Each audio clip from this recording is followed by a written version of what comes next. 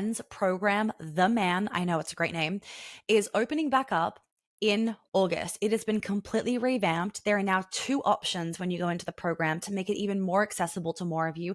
And the great thing is that you can start with the lesser option and then you can always upgrade in the future as well. But I wanted to make these resources, this teaching, this healing, all of this masculine, feminine energy accessible to men. And the great thing is that I've spoken to the men in my life and they are pro audio. They're like, love you, Monica, but like, I don't want to see your face all the time.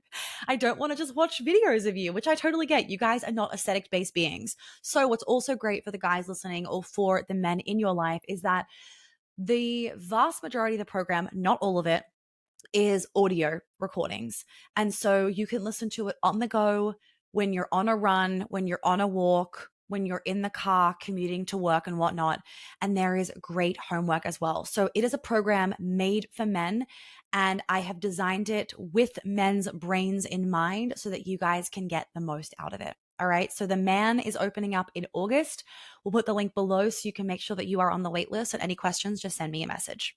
Hello, friends, and welcome back to another episode. Firstly, I hope that you guys loved last week's episode about the 4 flavors of the feminine because that was a really fun one to record. And if you are so inclined to watch the video version or you want an excuse to watch the video version, I did that one actually in Rome. So it's a bit of a different backdrop. Second little update is I'm a bit congested today. I have had like a day of a sore throat. Now I just kind of have like a little bit of like a pathetic cough and some congestion like through the sinuses, which is always fun. So I actually got a bit behind on my episodes and I didn't have any to go out next week. And I was like, okay, have to record. So we're sitting down, we're recording, and I hopefully don't sound too congested. But nonetheless, it's going to be an episode worth listening to. You guys loved the episode that I did about like the kind of, it wasn't about daddy wounds, like all about them, but I did talk about the common dilemma a lot of women find them in with their relationships with their dad. So today's episode is kind of following on from that, and we are talking about the mother wound. And we're not talking about the mother wound in terms of like, oh, let me just regurgitate, what you can find in a textbook. I'm talking about the mother wound in relation to feeling safe to embody your femininity is what I'm going to be talking about. If at any point I abruptly stop speaking, it's because I've gotten a tickle in my throat and she's had to cough. So that will be edited out, obviously. But hopefully we can roll through this episode and you guys can get a lot out of it. I will also say is that you are getting an episode very shortly, maybe next week, on Barbie. I don't think I've ever been DM'd the same question in such a short amount of time over and over and over and over again. The amount of you that want me to talk about the Barbie movie, at this time of the recording, I actually haven't gone to seen it. But my fiance very nicely the other morning in the bathroom comes up to me and goes, babe, do you want to go on a date tomorrow night? Or something like that. Like, can I take you out on a date tomorrow night? Something like that. Or like, I don't know what it was, something like that. And I was like, oh my God, yes. And he was like, I thought I could take you to see the Barbie movie. And I was like, wow, that is really kind of you. Like a man is going to sit through this Barbie movie. So anyway, we didn't end up going the night we were meant to go because that was last night and I wasn't feeling great. But we're going to go this weekend. So I will let you guys know how it goes. I will not be dressing up. My team briefly thought about me wearing pink for the podcast, and I'm not against that, but I actually don't own any pink clothing that I can at least remember. So I'm going to have a look through my wardrobe, but I don't really want to buy anything pink because I'm blonde. I just find that if I wear pink, I look like a Barbie. And that isn't my look, Maybe to some of your surprise, maybe to much of your surprise. Is that the way you say it? Anyway, enough with the updates, enough with the rambling. Let's jump into talking about this. So one of the key things that we need to understand is that in our, relationship with our mother and in growing up with your mom, and I want to preface that this is going to relate to the mother that raised you. So if you have, a stepmother that predominantly raised you, or if you were adopted and so you were a foster child and so you didn't have your biological mother parenting you, but you had your adopted mother, or you had a foster mother that was raising you for a number of years, just take those things into consideration. This actually, what I'm talking about today is not about your biological mother if you were raised by somebody else, right? So really think of like, who was that mother figure that raised me? For a lot of you, it's going to be your mom. And for some of you, it will be somebody else. So just take that into account, okay? All right. So the first thing is that if you did not grow up with a positive feminine role model, you didn't have anybody to like pave the way in creating that feminine blueprint for you, right? So for a lot of us, our mothers were kind of the not the repercussion, but I'm just going to use that word, the repercussion of the feminist movement. So, our grandmothers, our great grandmothers were very active in that first, second wave feminism, as they should be, right? I completely support that. As a result, though, they grew up either themselves or from their mother, which I'm talking about our grandmothers now. They grew up with this hyper masculinity, right? I've got to do everything myself. I've got to beat men. I've got to prove myself. And so, of course, the pendulum has swung too far, which you guys know I talk about a lot, right? The pendulum's kind of swung too far. And as a result, we have all these burnt out women that are infertile, hormone issues coming out that were hoosers because the hyper masculinity has kind of been the flow on effect from overactive feminism, right? It didn't balance out. It just kept fucking going is the issue. So ideally, we wanted it to kind of balance out, right? Women had to fight, but then we were able to cool down and really anchor into what we've fought for. But now what we see is a lot of women are continuing to fight, frankly, just for the sake of fighting. I know some people listening might be like, no, there are still like so many things to fight for. And I'm not saying that there isn't, but a lot of the time we've gotten addicted to fighting. We just want to stay angry because angry releases adrenaline and that becomes an addiction. Anyway, a podcast for another time. So the point is that as a result of our grandmothers, our great grandmothers basically having this hyper independence, because for a lot of them, they needed to, right? What that has then meant is that that's been kind of put into the blueprint for our mothers. And unless your mother changed the blueprint and then parented you with a new blueprint, that's really become your blueprint. So for all of you, we'll have a little bit of a different scenario. For some of you, you might find yourself in the situation where you had a really empathetic and loving mother, but she didn't know how to like powerfully talk about femininity, right? And so for a lot of moms, they can be really nurturing, really warm, really empathetic, but there is still the programming of men are all like this. Boys just want one thing. Work hard. Don't be lazy. Like you need to be doing a lot of things. You need to push yourself. And so there's still the undercurrent of the programming of achieving, right? And a lot of us have been given this blueprint of hyper achieving, which basically has caused us to feel like if we are not achieving based on our grades, our career, our bank account, that kind of thing, then we are not doing enough. Which is why for a lot of women, we have to go through that journey these days, unfortunately. We go through this journey of getting the gold star of achievement. And then we realize this actually isn't making me happy.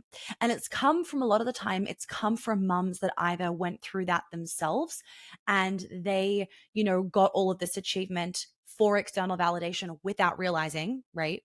And they were like, this is, I feel like a successful woman, so I need to pass this on to my daughter. We see that a lot in TV shows as well. I was watching Sex and the City last night, and that's definitely one in the new Sex and the City of like, these strong and independent women, which isn't a bad thing, but it's then the story of like, and I need to pass this on to my daughter. And there's always a fine line, right? Because it isn't that you don't want to pass on the fact that she can be independent, she can achieve everything and anything that she wants. It's about like, you don't need to do that in order to be enough. But for a lot of us, we feel like the only way to feel like we are seen in society or that we are deserving or that we are respected or that we are enough is if we are achieving. Now, the other side of things is that maybe she wasn't a hyperachiever, your mom. Maybe she didn't have a career and she wasn't doing all these things outside of being a mother. And she regretted that and she made you known about it. So if she maybe didn't go to college or didn't go to uni or she didn't have a career or she didn't pursue her career or she put her children in front of her career and made you feel bad for it, it's very common. So there's resentment towards you, then that can make you feel like you need to go out and achieve and do because your mother couldn't, right? So it's kind of like, I need to do this for my mom. And for anyone that is thinking in any area of their life, I have to do this for my dad, I have to do this for my mom, I just want you to pause. You don't have to do anything for your dad or for your mom. Love them, care for them, look after them, yes, but not out of obligation. If you are doing anything to prove, to validate, to oblige, just stop. Don't do it. You are not going to get what you are trying to get. You're probably trying to get love and validation and to be seen and to be respected and to be honored by them. And the likelihood of that happening is so slim. Okay. So for a lot of us, we didn't grow up with that feminine, that positive feminine role model. We grew up with some other kind of female role model that basically gave us the blueprint of I need to be like this. So now, kind of linking back to the daddy episode, for some of you, you may not have been given a blueprint really of how to be a successful woman. And because of that, because your mom, didn't give you this blueprint of here's how to achieve as a woman, you got it from your dad. And so you went off to achieve because you idolized your dad over your mom. I talked about that in the other episode. You went off to achieve in a very masculine fashion instead of in a feminine fashion. I have not come across one client, to be honest, not one, at least that I know the case of very well, where the mother, like their mother, gave them this beautiful blueprint of here's how to be a powerful feminine woman. I sure as shit didn't, right? I had a very empathetic, loving mother. I still do to this day. And some of you might know she's done nearly all of my programs. She's a big fan, and I have helped her a lot with her own journey. And my own perception of everything meant that I demonized her empathy and her softness and idolized my dad's. And my mom didn't have a career until we were really grown kids. And then she started becoming interior designer and doing all that. She actually used to do calligraphy and was incredible at it, but she stopped that. If I'm correct about her story, sorry, mom, if I'm not, she stopped that when she had kids. And I didn't feel any resentment from her with that. But I had what I said before about the opposite situation or the other situation where I idolized dad because, and it's kind of then transitioned into the next bit, is I went to a school and I was raised in a society where we idolized the girl boss. We idolized and we put on a pedestal highly successful women for what they looked like from the outside. We didn't know these highly successful women. We don't know if they're actually deeply happy. And frankly, I remember not even giving a fuck whether they were happy because they were making money and they were achieving and they were out there, crushing it and not needing a man. And I saw that as something that I wanted to be like. Because if you're around my age group, you probably grew up with what I've talked about, not very much, but here we go. You've grown up with this like cool girl archetype. And, the mums that were working mums, they were the cool mums, right? The mums that would come from the office in like their sexy outfit to pick up their daughter from school, they were the cool mums, right? The parents that both worked, they were the cool parents. The mums that traveled, they were the cool mums. And basically, I grew up in the society of it was cool to be hyper independent. It was cool to be cold. It was cool to be more of a bitch. It was basically cool to not be everything that is stereotypically feminine. So the stereotypical feminine like pictures that a lot of us have in our mind is softness and warmth and florals and pink and pastels and cooking and loving and sensuality and, bathing. And I mean, I even remember hating to have baths because I thought they were a waste of fucking time. Now I just roll my eyes at my old version, but, she didn't know any better. And so I basically grew up in this kind of environment where anything that was stereotypically feminine, I demonized and I idolized things that were more quote unquote modern and frankly masculine. And so what's funny is that, what can be empowering to one person is very disempowering to another person, right? And sometimes in doing what we think is empowerment, so at the time it was like being the cool girl and like striving to be like in this cool girl archetype. Often when we do these things of like, oh, this is going to empower me, we actually disempower ourselves at the same time. Because a lot of the time with the empowerment stuff, rather than the coming home to yourself, The empowerment takes you out of one box and puts you in another box. The empowerment makes us subconsciously neglect and shame anything that is stereotypical, anything that is more traditional, anything that other people or society can kind of allude to as being less than. So our society, and we're coming out of it a little bit, but our society really devalues those feminine qualities of cooking, of slowing down, of gardening, of, nurturing, of folding the laundry. It's like those things aren't as important. But when you're out there achieving, it's like, oh my God, how do you do it all? Like you're immediately cooler, right? And it's something that you might even have to catch yourself on of when you are looking at other women, and putting women into boxes based on your own conditioning. And something that is, something that is a very healed feminine quality that I want to pass on to you guys is focusing more on, is she happy? Is she in alignment? Because what is alignment for one woman could be complete misalignment for another, right? For one woman, not having a job and tending to her children and garden all day could be pure alignment. But to another woman, that could be suppression. So when we look at the feminine with a very closed-minded view and we put her into boxes and we make things stereotypical and cool and modern and old and we put these labels on it, what happens is we suppress parts of ourselves because the feminine is all of it. The feminine just wants to be wildly expressed. But for a lot of us, we've grown up in environments where we've kind of been put into a box unconsciously or consciously. We've been programmed to believe that certain aspects of the feminine are less than other aspects of the feminine. Maybe you were told, don't be angry, don't have a tantrum, don't cry, like pull your socks up. You're a big girl. Big girls don't cry.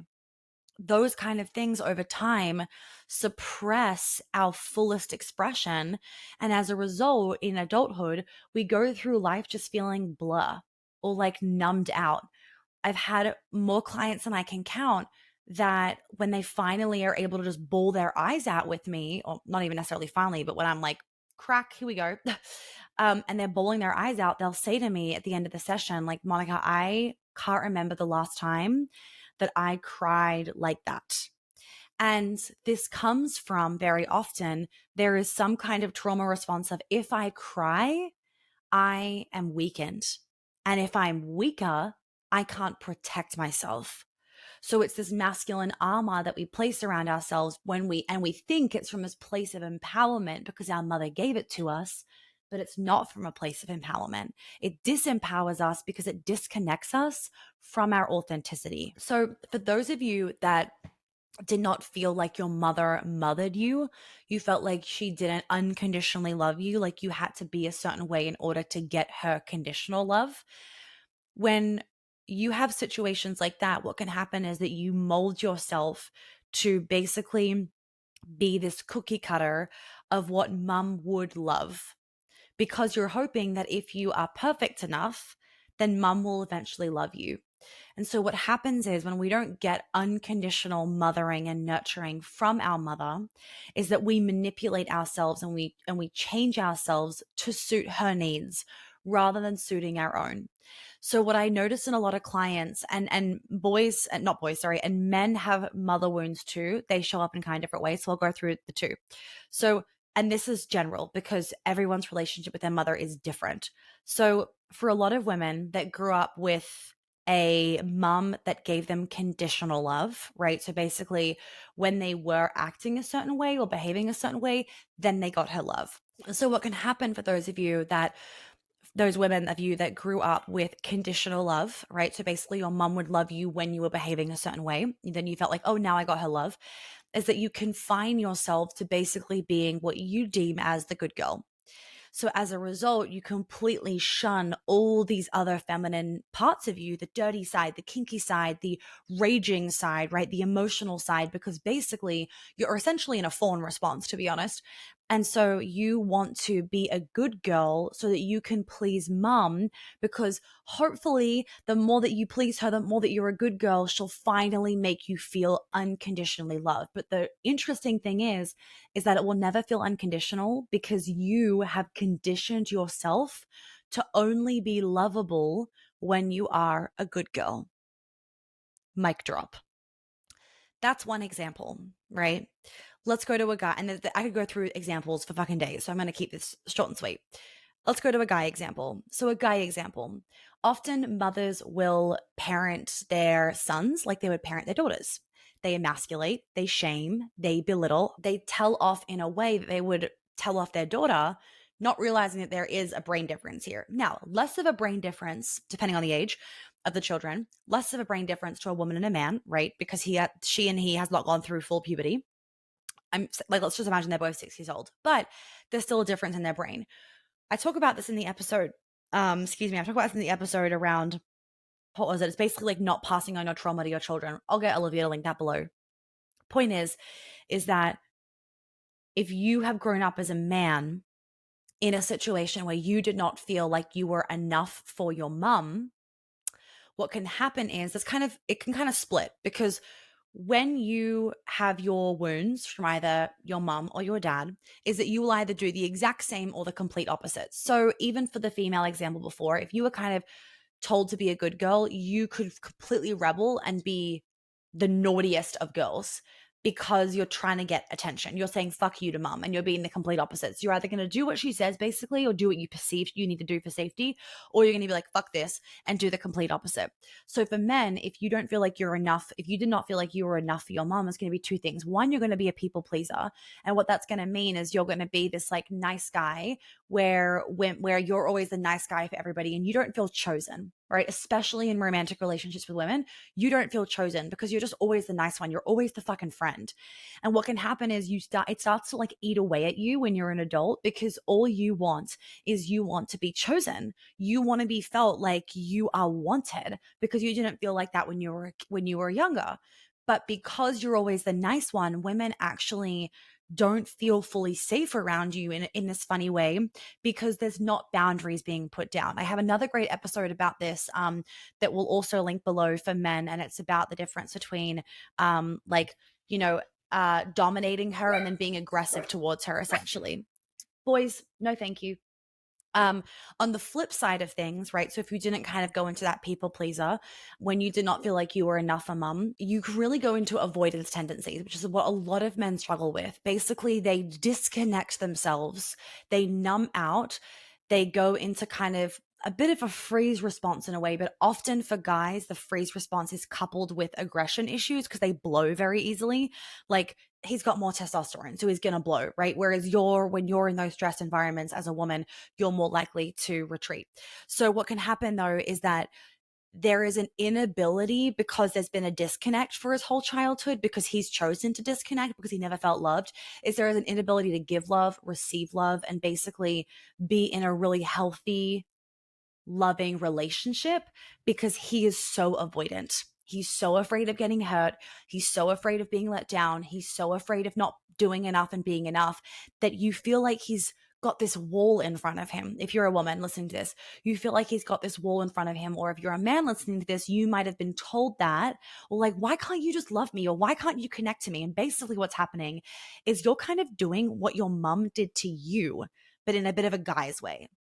Right. So instead of making other people feel like they're quote unquote not enough, well, you're kind of doing it, but like you're not consciously doing it. You retreating as your trauma response, and then following that through your adult life, what that means is that women on the other side, or even your guy friends on the other side, they always feel like you think that they're not enough, which is basically what happened when you were a kid. Right.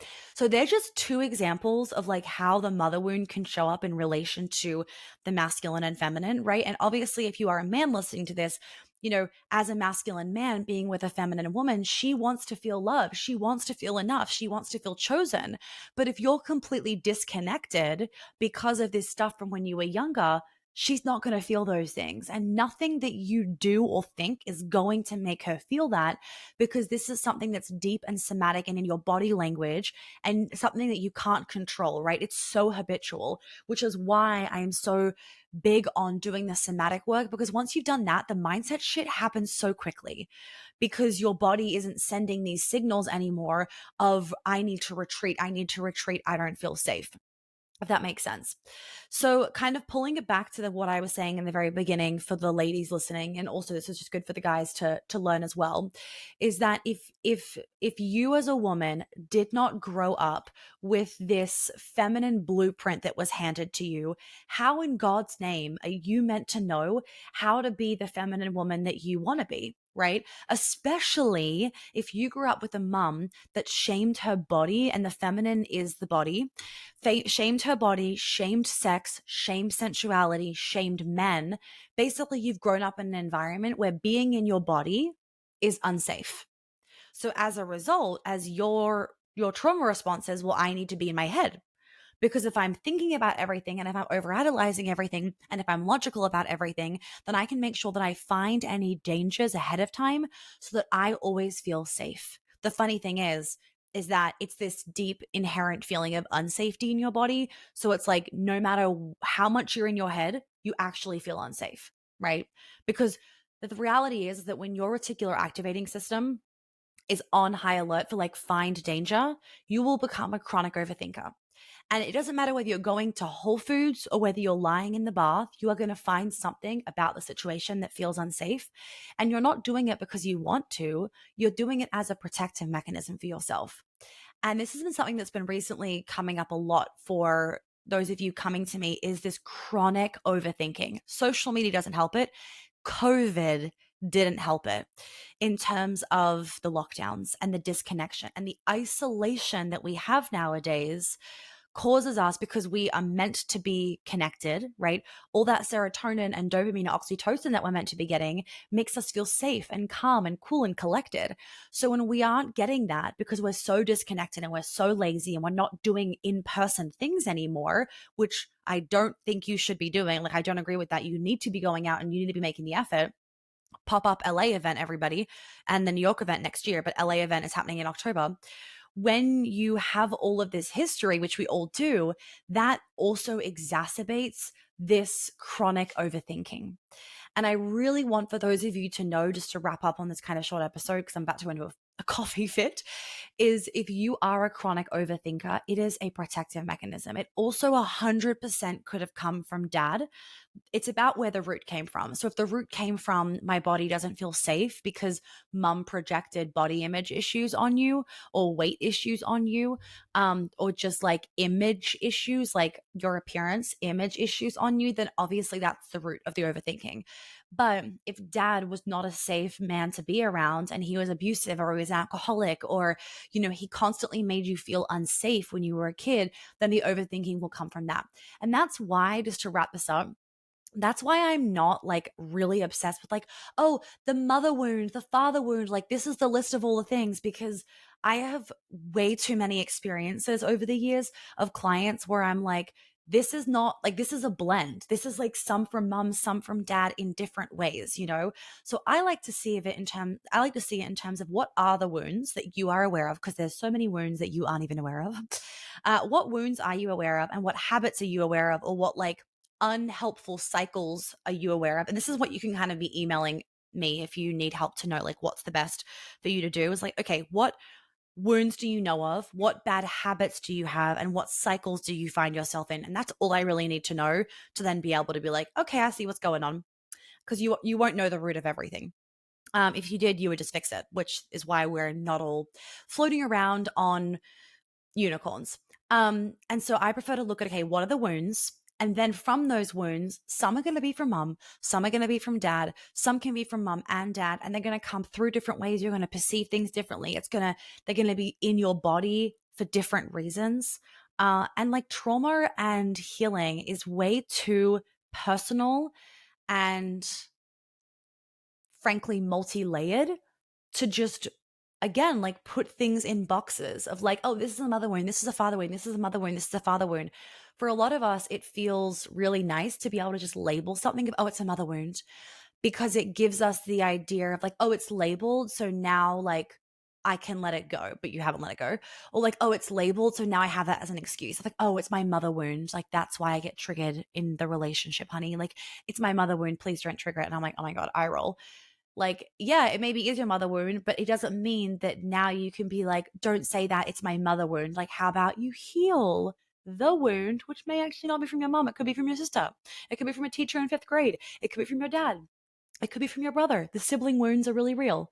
Anywho, the coughing fit is coming up. So I'm gonna love you guys and leave you. I do hope this episode was helpful in terms of the examples that I gave and just to get you guys thinking.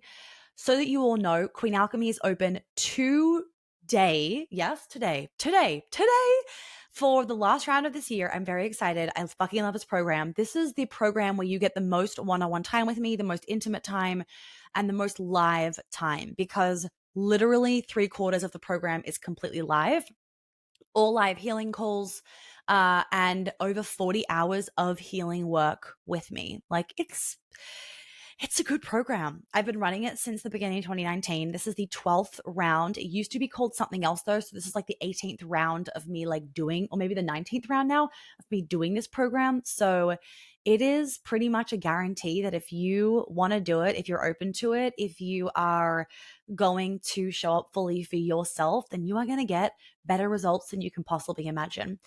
Do yourself a favor and just get on the wait list, because I have a bunch of case study emails coming out. I've got emails about the program, etc. And that way you can just read about it, get all the information, and make an informed decision for yourself. I also want to encourage you guys though to just make sure that you reach out. Send a DM. I'm always happy to send you a voice message. Olivia, as you guys know, and as you have affirmed back to me, she is the hype girl. Like, she's fucking amazing. It took me so long to be okay with passing off my customer service. I did my customer service for longer than I have ever known an entrepreneur to do customer service, because I am so just like particular and ethical and aware of how to communicate with you guys, especially on these topics.